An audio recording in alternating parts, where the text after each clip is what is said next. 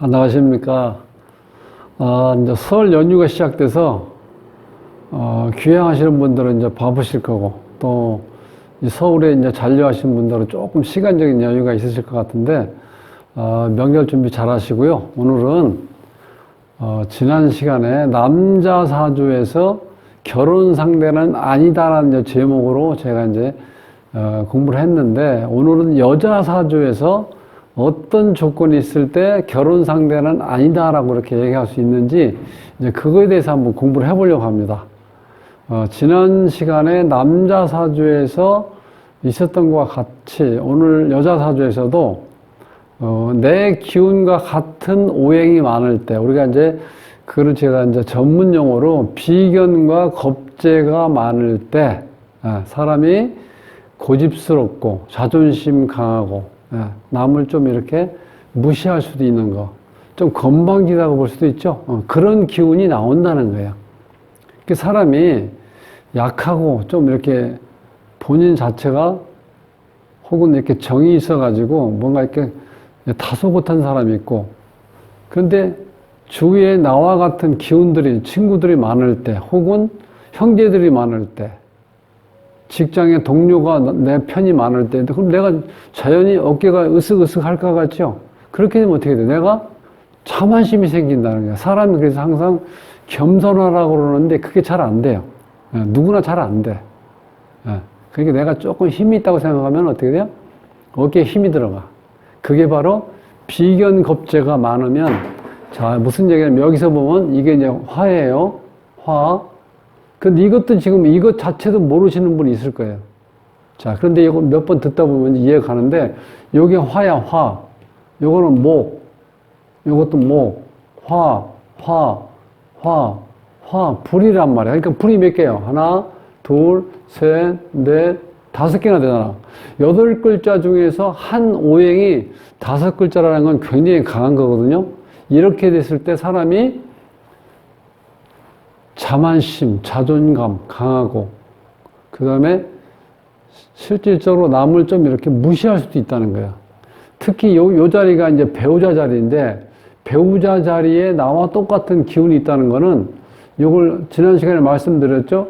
하늘의 기운과 땅의 기운이 같다. 그래서 이걸 우리가 간여지동이라고 제가 말씀드렸는데, 이렇게 됐을 때는요, 거의 8, 90%는 이게 부부 인연이 별로 좋지 않다고 그러는 거야. 왜냐면 배우자 자리, 이 자리에 여기에 배우자가 뭐냐면 금기운인데, 금기운이 여기에 들어가야 되는데 화기운이 여기에 들어와서 앉아 있잖아. 그러니까 내가 들어갈 데가 없잖아. 남자가. 남자니까 이게 이제 여기 남자네, 남자. 여기 남자 기운인데 여기 수기운이거든요. 이 입장에서는 여자니까 이 병화 입장에서는 수가 남자야, 남자. 근데 이 남자가 원래는 수극화해서 물이 불을 끌 수가 있는데, 불이 이렇게 너무 많다 보니까 어떻게 돼? 이 화기에서 이 수가 증발돼 버린다고 볼 수 있죠? 이럴 땐 남자가 어떻게 돼요? 힘을 못 쓰는 거, 이 사주에서.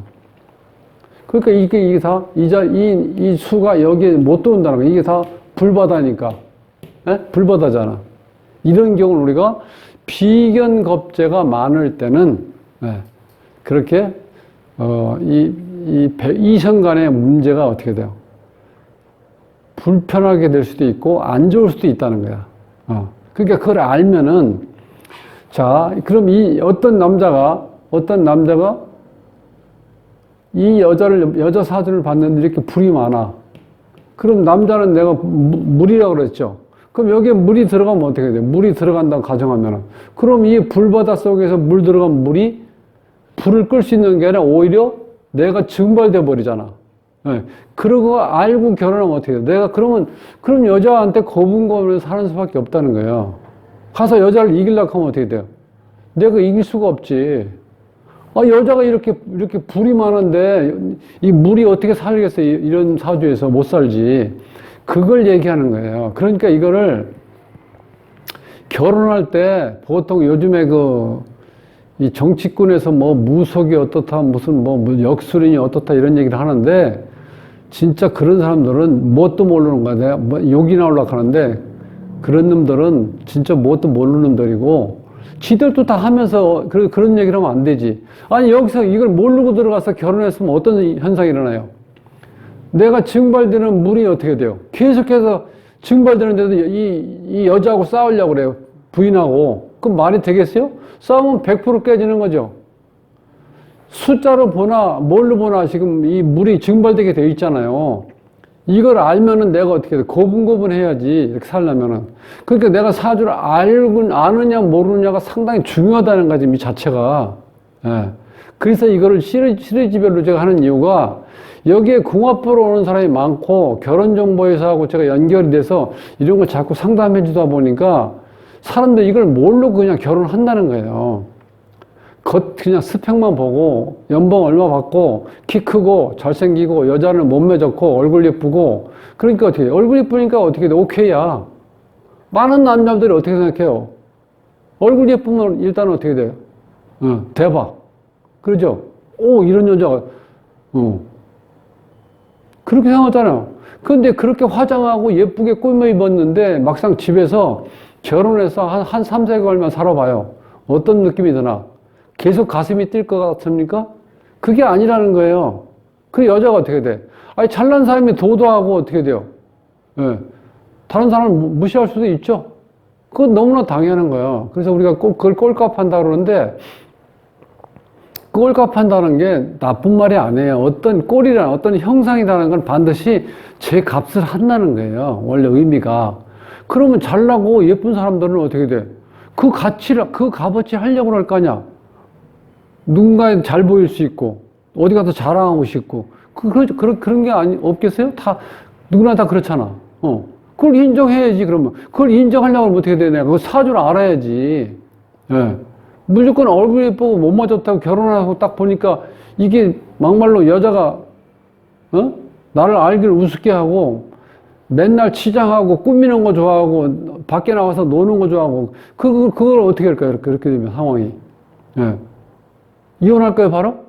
그건 아니잖아. 그거 알고, 이게 사주를 알고 결혼하면 그거 내가 사전에 결정을 했어야지, 그렇게. 이런 사주가 이런 꼴이니까, 그럼 내가 내 입장에서는 이런 여자를 만나면 내가 감당이 안 되겠구나. 그걸 알면 만나지 말아야지. 자, 이렇게 해야 된다는 거예요, 지금. 이게 안 되니까 지금 뭐 세 쌍 중에 두 쌍이 결혼하니, 뭐 한 쌍이 이혼하니, 이런 얘기 나오는 이유가 옛날에는 사회 환경이 무조건 결혼하면은 출가 외인이고 죽어도 친정에 못 오고 시댁에서 죽어야 된다고 이렇게 막 그렇게 사회적인 분위기가 되어 있기 때문에 어떤 상황이 됐든 간에 정말 죽을 고생을 다 하면서 자식 낳아서 키우고 일평생을 마쳤는데 요즘은 그게 안 된다는 거예요, 이제는. 예. 안 맞으면 헤어지는 거예요, 바로. 그런데 처음부터 어떻게 그 사람이 맞는지 안 맞는지 그걸 우리가 판단할 수 있냐고.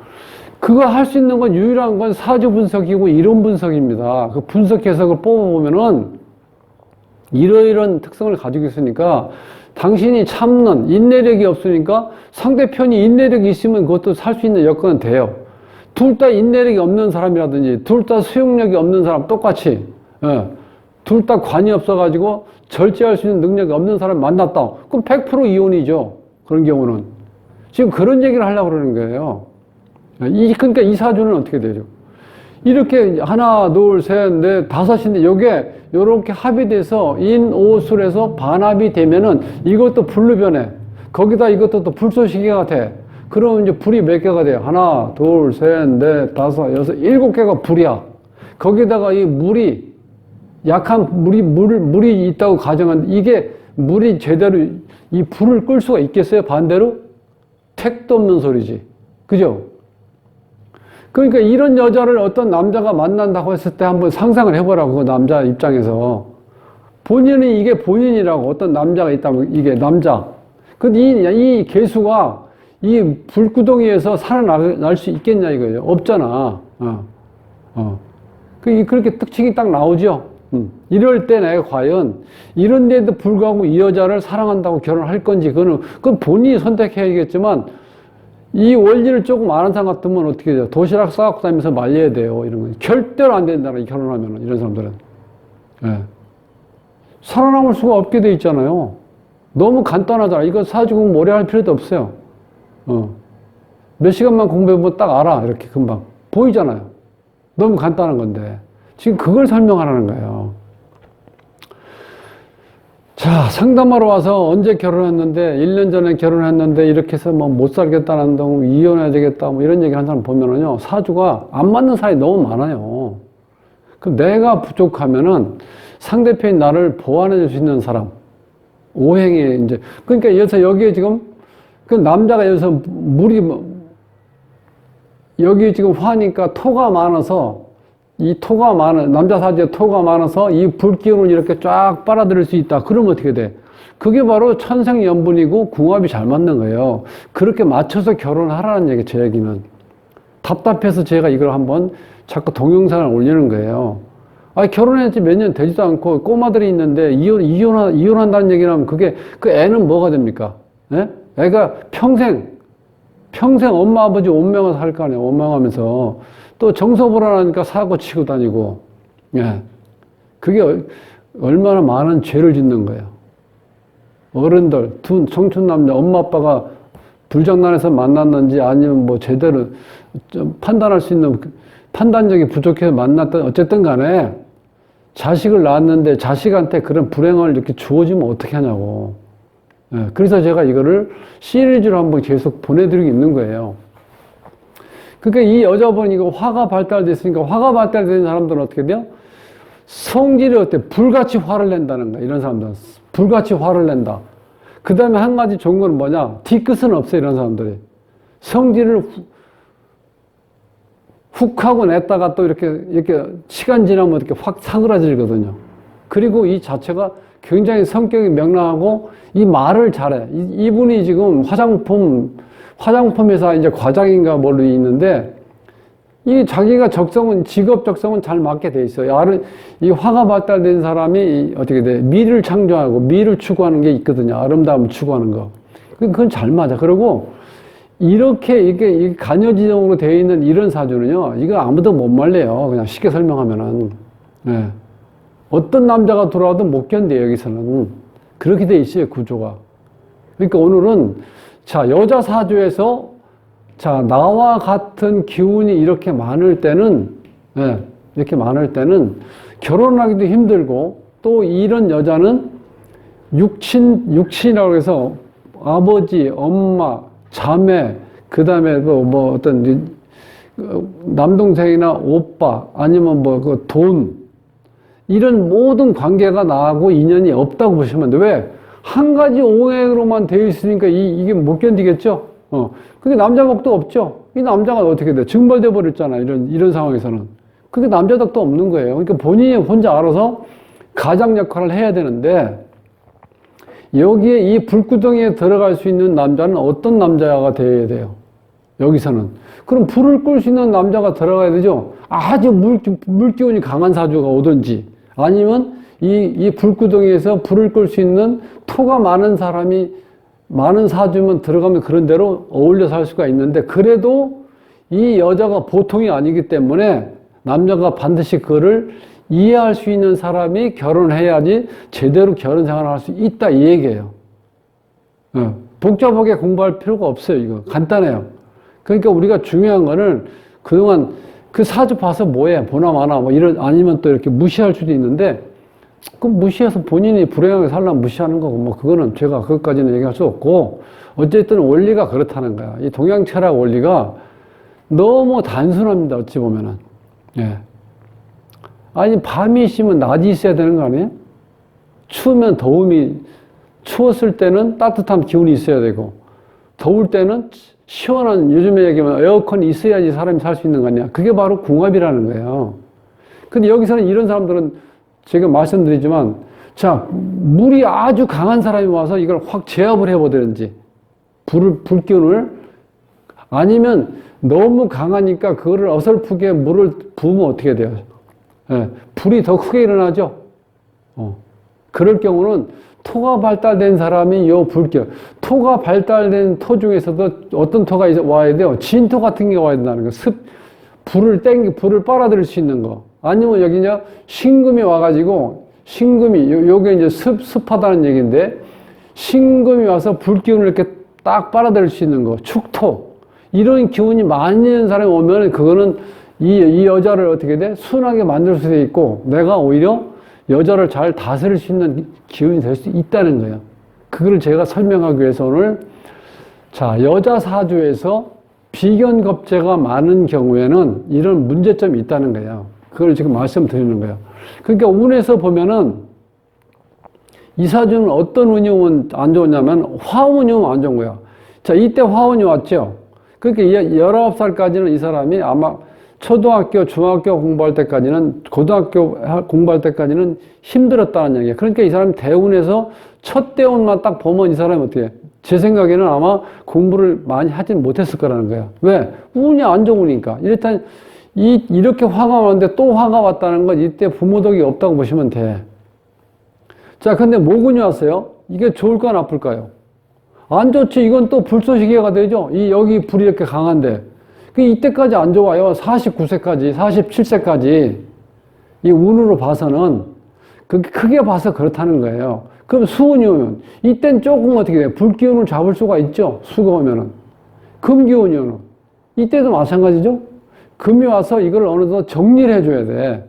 이 날뛰고 있는 불을, 정말 이것저것 나무도 삼키고, 집도 삼키고, 모든 걸 삼킬 수 있는, 모든 게 섞여 있는 화기운을 잡아줄 수 있는 게 이거 금기운이라는 거야.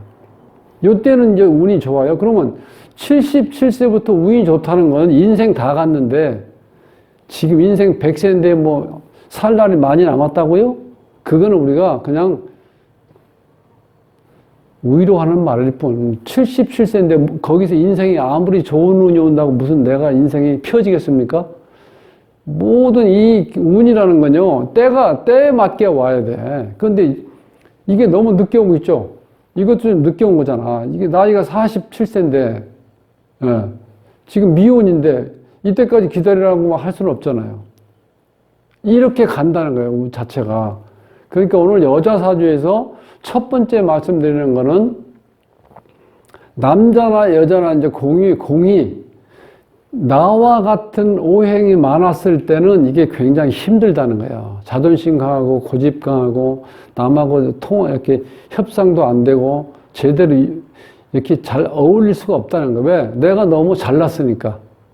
잘나서 잘난 게 아니라 근거 없는 자신감이 이렇게 나와 같은 기운이 많다는 건 그 작은 감 때문에 더 힘들다는 거예요.